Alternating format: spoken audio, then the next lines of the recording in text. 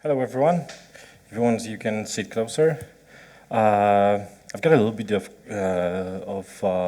cold today, so I'm really sorry. I'm on a painkillers. But let me quickly take you through the journey that we went when we started to build a phishing and spam engine. So I'm Wojtek. I'm CTO of FreshMail.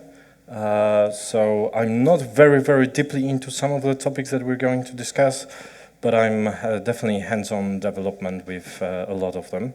So I can share some lessons with you. And FreshMail is a mail provider. It's like a SMTP in the cloud. It's #1 in Poland. We send over 65 to 75 million emails and text messages a day. So fighting spam and phishing is very important to us. So I have to say, before I joined FreshMail, I thought this is what it takes to send an email. And I have to say that was one of the best journeys from a learning perspective, because there is a huge difference between sending one email, or even a couple of them, and 65 million. And that was the lesson that I learned, and I'm going to share some of this with you. So, FreshMail. I started as a CTO nearly 3 years ago.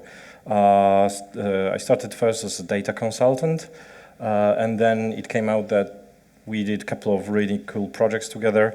As a CTO, the board told me that I need to achieve two things: prepare the product for the world expansion, and this is important because FreshMail needs to deliver emails, and in the world, #1 as a email provider is Gmail itself. So I need to deliver emails to Gmail. If there are people from Google here, I have to say this is one of the best projects I've ever seen. I mean, Gmail spam filter so far, and I can tell you where to learn more about it. A second thing was increased deliverability. So it's a percentage of emails that are reaching your mailboxes.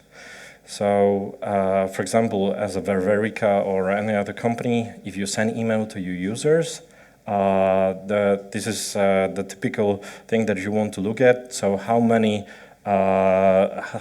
users did actually react to your message, and how do they react? Well, first, an email needs to get into their inbox, and they need to do some action. So you're measuring it in, for example, open rates, so how many people did open the email, and how many did click the email. So it would be easy, but on the other hand, it means that you need to fight spam and phishing all the time. This is a really fun and complex domain. So when I started to dig into to what needs to happen to achieve those two goals, it came out we need actually to get some more knowledge about what is spam and what is phishing. And if you want to get some really deep insights, I do recommend joining MOG as your organization. So MOG is Malware Message Mail Anti-Abuse Working Group. It's an excellent group of over 600 people that share their knowledge, and actually I have a feeling they built the internet because they agree on all of the standards that secure the internet as we know it. Okay, so I started to learn what do we need to do, but this is where I started 3 years ago. I mean, seriously, that was a platform that sent over 60 million messages a day on one single database that was MySQL, and that's all. So there was a lot of messages, as you know, from an even different perspective. There were a lot of messages and facts and information that got lost, or actually didn't get lost. We zipped them. So you could do whatever you wanted, as long as you could go through gigabytes and gigabytes of logs. So a typical story of the startup that succeeded, and developers took it on a journey. So there he started. what you can learn from emails is actually, especially in the messages from the servers that comes back. And there are no standards. You learn that actually every single email provider they have their own standards. So this is a typical response to the action when you send an email, and this is a response from the server, and it can be anything. This is my favorite. This message has been classified as spam and is rejected. Go to hell. And this is real. So you can read some really sad stories in your logs if you want to. So this is what you're getting. So when I saw that, I thought, wow, this is great. And I'm coming from data background, data analytics and machine learning. So I thought, what I need to do is start to get some real stuff done. So Jeff Dean, if you don't know the guy, he's the type of the guy that built pretty much everything he needed, including MapReduce and TensorFlow. So Google for Jeff Dean facts, and you will get who the guy is. So I really like that quote from him. It's learning from examples. So I thought, okay, I need observation and examples, and I need lots of it. And the fact I need to act very, very quickly. So if, for example, someone starts to send phishing or spam, I need to block him immediately. Otherwise, or do something, for example, with the links, because usually, for example, if there is a phishing going out, there will be some links, and links are usually on our own that redirects to the server, and I need to find out as soon as possible that it's actually phishing, so I need to block the links and display a pretty page. You're covered, you're safe.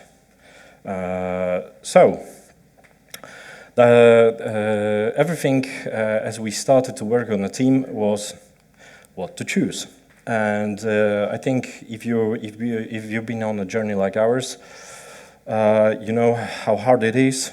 So we started to build a Hadoop cluster and with Kafka. So we built a new data platform. This is what it is at the moment. So I have to say I'm really proud for my team. That's 2 years, really.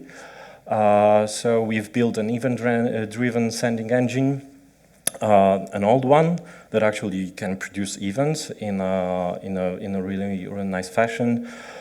We have a quite large Kafka cluster, Hadoop cluster, maybe not the biggest one. It's nearly 0.5 petabyte, but it's big enough to do what we need to do. We're running Flink and Spark to do Spark mainly for batch and Flink, of course, for data streams. And we have quite a large Elasticsearch cluster for everyone in the company to learn from what we are observing and what we have in our events. So we entered the data realm. And you can see that in 2 years, the whole landscape has changed for the team. And the first lesson that I can give you from our journey is actually you need to make sure that your product development team grows with you, and it's very, very important lesson. Because otherwise you can build whatever you want, but you won't fill it with the right kind of data and the right kind of information. So this is what a couple of concepts that we introduced and taught our team, trained with. So for example, CQRS, event sourcing, event-driven architecture, stream processing, domain-driven development, and event storming. I will talk about the last one in a second as well. And for event-driven architecture, we chose Flink. We really like its code quality, and the quality of learning materials is really, really good. I love the fact that you can deploy it anywhere. You don't need Hadoop, and all of that Hadoop libraries that Spark is getting on your laptop, it's always, I'm thinking that I'm downloading half of the internet when I'm trying to build a Spark job. We tested it with, we really needed exactly once.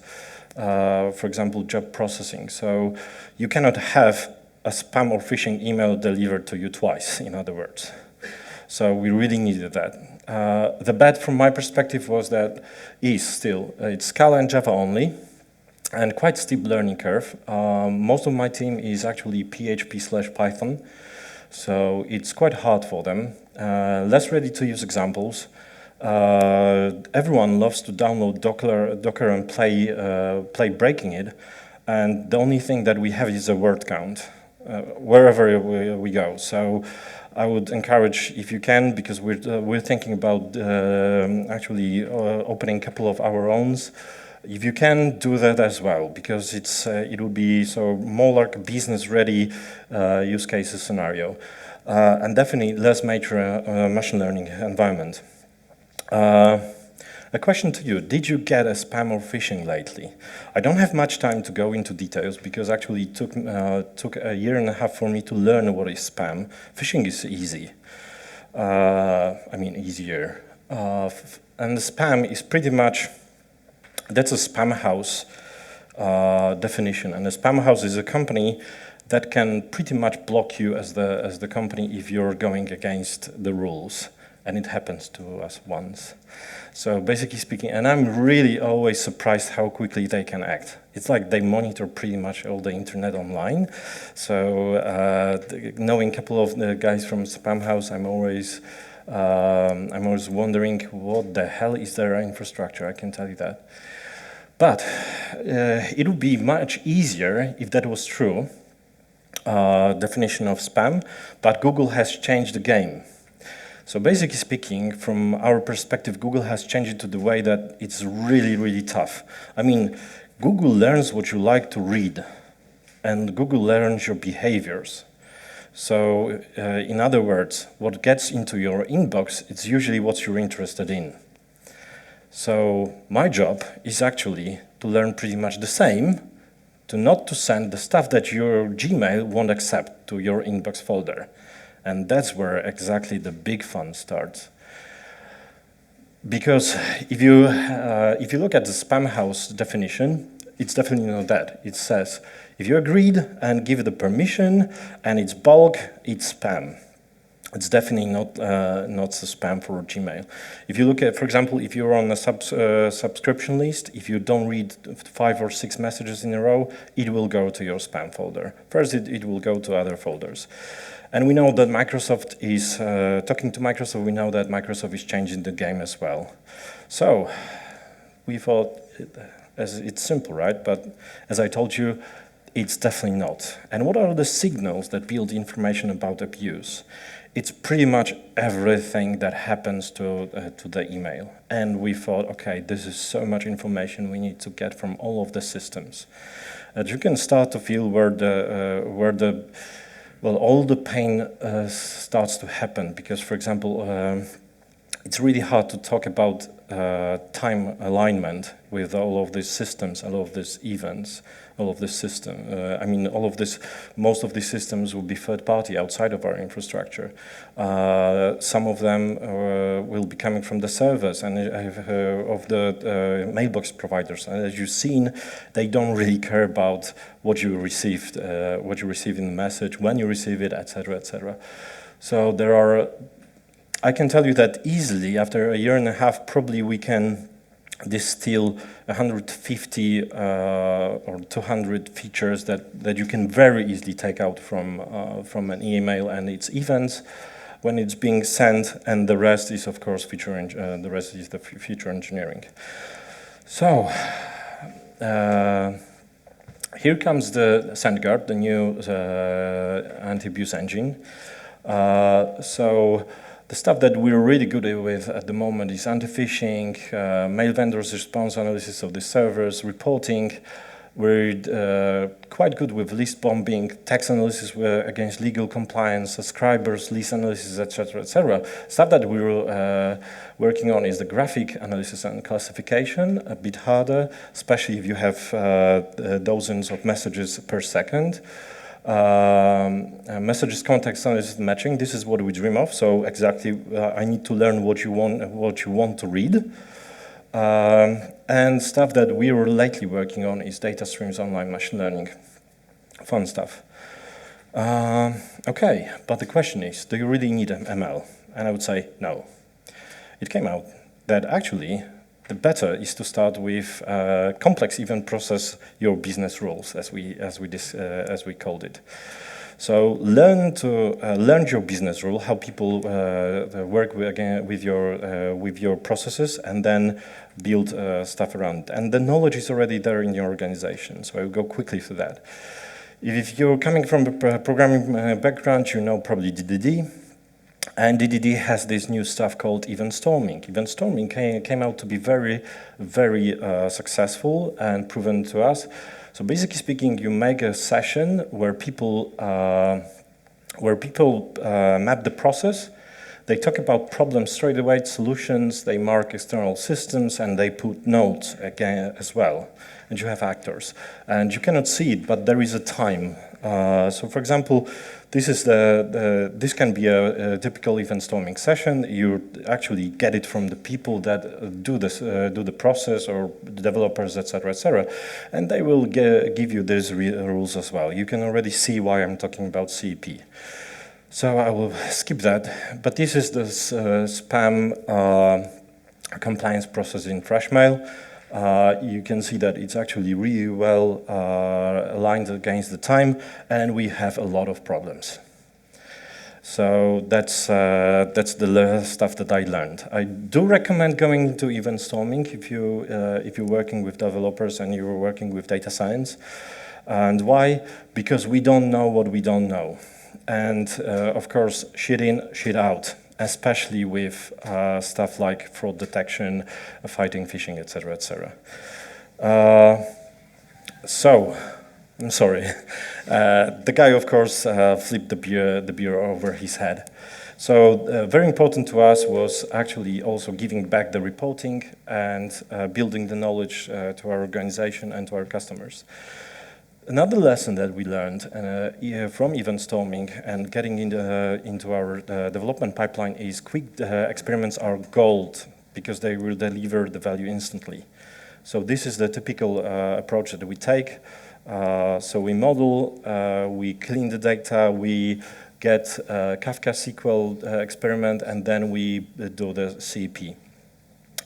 When it comes to data science stack, coming back to machine learning, it's a typical data science stack, and our problem is mainly Python 3, of course. So scikit-learn, TensorFlow, etc., etc. So machine learning, this is how people learn it. This is what it is on the production. So there is a huge gap, of course. So I would say with complex projects, the lesson that we learned is start with everything that your team is super familiar with. And it came out for them, the easiest is to deploy models as the REST API models. So in other words, if something is proven and we can actually take it further, or we can build something more sophisticated, we actually try to connect Flink with a dedicated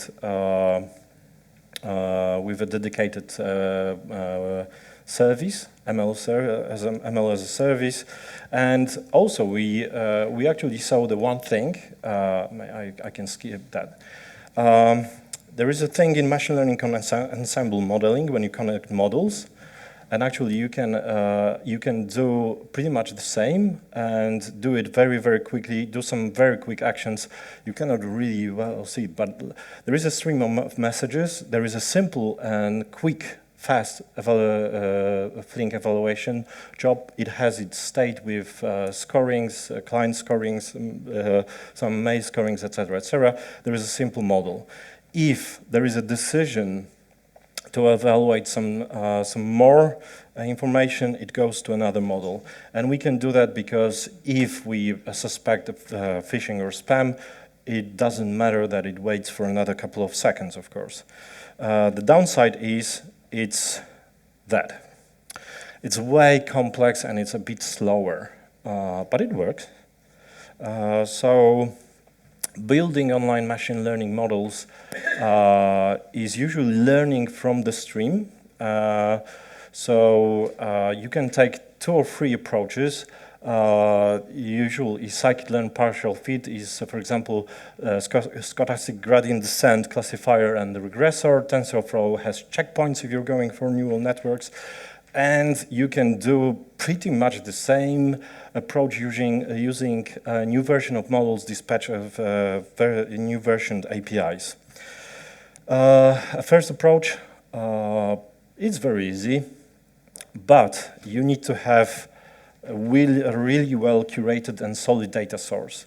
So it has to be rock solid. So for example, it has to be reported abuse that you're 100% sure, messages that are handpicked by a compliance team, etc., etc. And models are great. A lesson is you need to monitor them very, very well. What we liked about Apache Flink, in your dirty data, this is gold for us because it means someone put another type of stupid message in the log that we can learn from, maybe, etc., or it doesn't match our patterns. So we do have it our own meter and a sink that we are collecting it to Kafka, and then we can analyze that. We learned a hard lesson that email is so asynchronous that it sometimes definitely doesn't work really well with complex event processing because late events are not processed, period. So it's also good to know that. I told you about a kind of a machine learning pipelines that you can build. So that was very good for us, and we like it because of course, the Docker and Kubernetes, and we're in a process of migration to Kubernetes, and we don't need all of that Hadoop stuff. Wrapping up, our project got $2.5 million government funding as a project, so we're building more streaming jobs and better, I guess. We're definitely working, trying to work with TensorFlow, so thanks for Flink AI, if there is anyone from Alibaba. And we want to do online machine learning within Flink itself. And we want to do 750 email checks per second, and a single email can produce up to 50 events. So this is our scale. So thank you. I'm Wojtek, and you can reach me on LinkedIn or Twitter, and I will be around. Thank you.